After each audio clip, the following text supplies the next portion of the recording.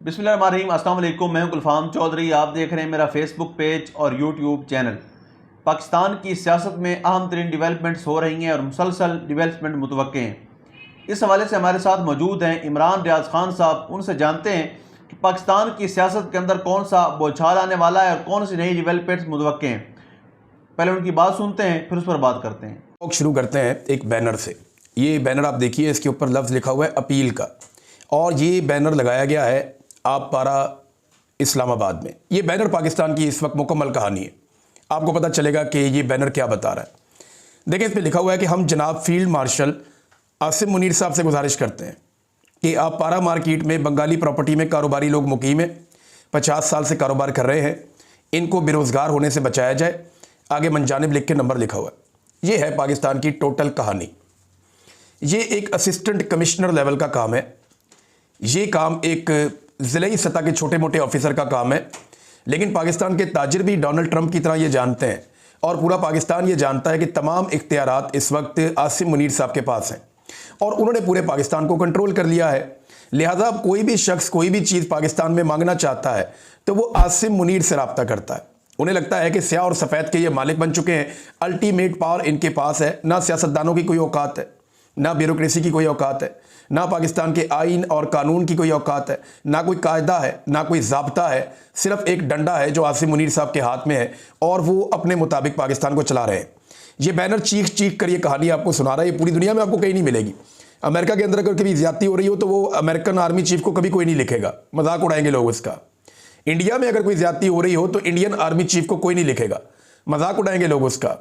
इसी तरह नेपाल में, भूटान में, श्रीलंका में, ईरान में और दुनिया के किसी भी मुल्क में, गल्फ कंट्रीज में, पूरे यूरोप के अंदर कहीं पे भी आपको आर्मी चीफ से कोई अपील नजर नहीं आएगी। लेकिन पाकिस्तान में लोग आर्मी चीफ से अपील कर रहे हैं, क्योंकि लोग जानते हैं कि उन्होंने सारे के सारे इख्तियार पे कंट्रोल हासिल कर लिया है। और ये 27वीं आईनी तरमीम के जरिए से हुआ। कुछ चीजें पहले मैं आपको 27वीं आईनी तरमीम पे बताता हूं, फिर एक बड़ा अफसोसनाक वाकया है कि एक और ड्रोन हमला हुआ। और ये ड्रोन हमला मैं आपको बाद में इसलिए रिपोर्ट करूंगा कि मुझे ऐसा लगता है कि अब कबायलियों का खून बहाया जाएगा तवज्जो हटाने के लिए। तवज्जो हटाई जाए इस बात से कि एक एक्सटेंशन हासिल की है जजों ने भी और आर्मी चीफ ने भी। तवज्जो हटाई जाए इस बात पे कि सदर ने और आर्मी चीफ ने ता हयात इम्यूनिटी या इस्तिस्ना हासिल कर लिया है। तवज्जो हटाई जाए इस बात से कि सारी जिंदगी मुराद मिलेगी और पूरा का पूरा निजाम कंट्रोल में रहेगा। तवज्जो हटाई जाए उन बैनुल अक़वामी खबरों से जो छप चुकी हैं, मैं आगे चल के आपको बताऊंगा। लेकिन सबसे पहले जो खबर मैं आपको देता हूं, फैसल वाडा साहब ने बहुत भड़के मारी, बहुत ऊंची ऊंची बोले। वो कितने बहादुर हैं, कितने दलेर हैं, ये मैं जानता हूं। इमरान खान के साथ वो 4 दिन खड़े नहीं हो सके, वो फौरी तौर पे जाकर मिलिट्री एस्टेब्लिशमेंट की गोद में बैठ गए। वो अपने मुंह से कहते हैं वो किस कबीले का हिस्सा है। हत्ता कि एक दिन उन्होंने बूट उठाया और चमकता हुआ बूट उठाकर काशिफ अब्बासी के प्रोग्राम में टेबल के ऊपर रख दिया, और रख के जनाब उन्होंने कहा जी कि ये औकात है और ये चाट चाट के साफ किया हुआ है। तो ये फैसल वाडा है। वो बहादुर बनने की एक्टिंग कर रहे हैं क्योंकि उनके पीछे मिलिट्री एस्टेब्लिशमेंट का हाथ है। ये जो भड़के उन्होंने मारी ना टीवी पे बैठ के जजों के खिलाफ या निजाम के खिलाफ, और ये जो कामयाबी के उन्होंने शादियाने बजाए और मिठाइयां बांटी, याद रखें फैसल वाडा साहब, आपने शिकस्त किसको दी है? आपने 25 करोड़ पाकिस्तानियों के मैंडेट को शिकस्त दी है चंद जर्नैलों के साथ मिलकर। फैसल वाडा साहब, आपने पाकिस्तानियों को तकलीफ और दुख दिया है, और आप वहां बैठकर भड़के मार रहे हैं कि हम ये भी कर देंगे, वो भी कर देंगे।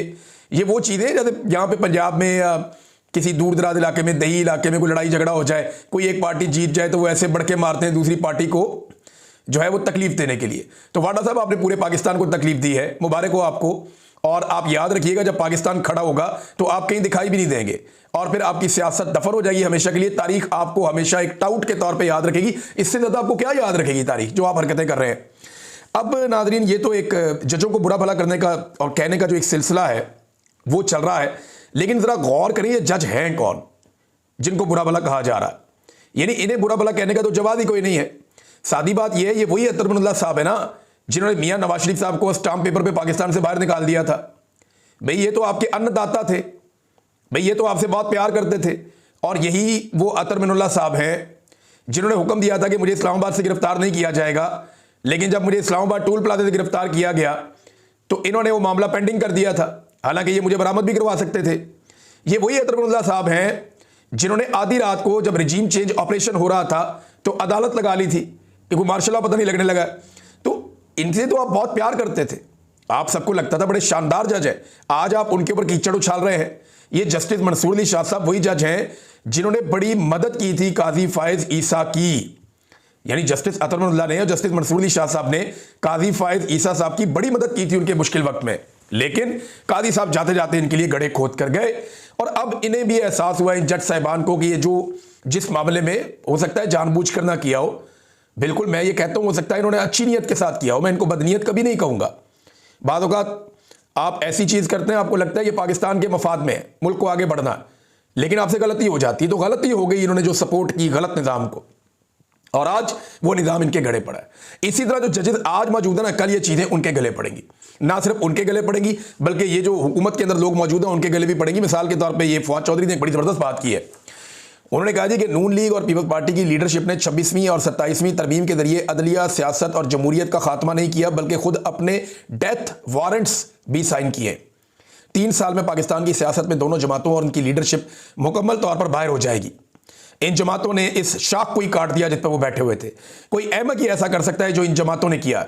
अब मुल्क में सिर्फ 2 चॉइसेस हैं, या तो इमरान खान बहुत बड़ी ताकत बनकर आ जाएंगे या मुल्क मुकम्मल तौर पर गैर जमहूरी और शख्सी हुकूमत में यानी आसिम मुनीर साहब के कंट्रोल में चला जाएगा। दोनों सूरतों में इन जमातों का किरदार खत्म हो जाएगा। इन आईनी तरामीम ने 8वीं तरमीम के खात्मे से जो बैलेंस कायम किया हुआ था उसे हिला कर रख दिया है। हाइब्रिड निज़ाम अब नहीं चल सकता। तो जिसका दिल करता है पर्सनल स्पेसिफिक अपनी मर्जी का एक आईनी तरमीम या कानून बनाकर ले आता है। अब नाज़रीन, क्या जजों की तहरीक शुरू होने वाली है, ये एक बड़ा सवाल है। जजेस ने इस्तीफा दिया है तो वो क्या करेंगे? देखिए, इसमें मंसूर अली शाह साहब जो है ना, वो उनका करैक्टर बिल्कुल अलग तरह का है। वो पाकिस्तान भर के जजों में, पाकिस्तान भर की अदलिया में, वकला में वो बड़े अपराइट आदमी के तौर पर जाने जाते हैं। उनका चैम्बर भी बड़े बड़े वकील पैदा कर चुका है माजी में। तो मंसूर अली शाह साहब का अपना एक औरा, उनका अपना एक कद है। लेकिन अतर मिनुल्लाह साहब जो है वो वकला तहरीक को चलाने के मास्टर हैं, वो उसे बहुत अच्छी तरह जानते हैं। जाहिद कशकोरी साहब ने एक चीज़ रिपोर्ट की है कि अतर मिनुल्लाह साहब ने अप्रोच किया कि अब वो लॉयर्स को गाइड करेंगे एक मूवमेंट शुरू करने के लिए, और कंसल्टेशन प्रोसेस जो है वो स्टार्ट हो चुका है। और एक साबिक वज़ीर हैं जो लॉ मिनिस्टर हैं वो, और 7 के करीब को रिटायर्ड जजेस हैं जिनमें एक चीफ जस्टिस भी हैं रिटायर, और बहुत बड़े 11 जो लीडिंग लॉयर्स हैं पाकिस्तान के वो भी इस्लामाबाद में इकट्ठे हुए हैं। और अभी पाकिस्तान तहरीक इंसाफ इसमें क्या रोल प्ले करती है वो भी उन्होंने सवाल उठाया। लेकिन मामला ये है कि वकला की तहरीक अगर शुरू होती है तो वो नुक्ता आगाज़ होती है किसी भी जाबिर और फस्तायत पर मबनी हुक्मरान की हुक्मरानी के खात्मे का। ये नुक्ता आगाज़ है खात्मे का अगर तो वकला तहरीक शुरू होती है। मैंने अगर का लफ्ज़ इस्तेमाल किया क्योंकि वकला के ऊपर जितना पैसा खर्च किया गया है वो भी बड़ी तबाही फेरी गई है, बड़ी तबाही फेरी गई है। बहुत पैसा वकला के ऊपर खर्च किया गया। अब देखना यह है कि वकील इस मरतबा पैसे की तरफ देखते हैं या वो ये देखते हैं कि हमें आज़ाद और बेहतर अदलिया चाहिए जिसको मुकम्मल तौर पे कंट्रोल कर लिया गया है। नाज़रीन, इस्लामाबाद के जो जजेस हैं उन्हें अब दूसरी अदालतों में भेजा जाएगा। लाहौर को भी जो इंसाफ पसंद जजेस हैं उनसे पाक किया जाएगा ताकि पंजाब में और इस्लामाबाद में मुकम्मल कंट्रोल रहे फस्तायत का, जबर का, जुल्म का, इंसानी हकूक़ की पमालियाँ होती रहें, कोई पूछने वाला ना हो।